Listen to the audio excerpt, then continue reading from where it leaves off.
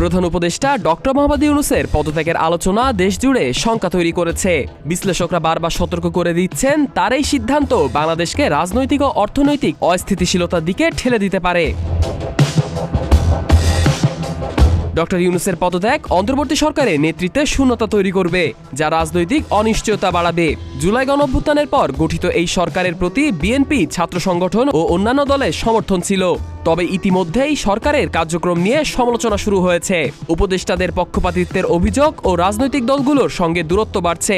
এমন পরিস্থিতিতে ডক্টর ইউনূসের বিদায় সরকারের বৈধতা নিয়ে প্রশ্ন তুলতে পারে।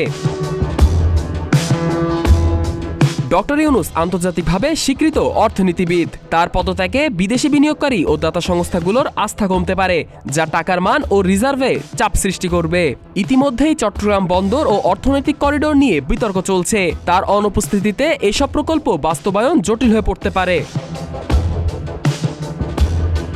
জুলাই অভ্যুত্থানের পর মানুষ যে পরিবর্তনের আশা করেছিল তা ব্যাহত হলে গণ অসন্তোষ বাড়তে পারে।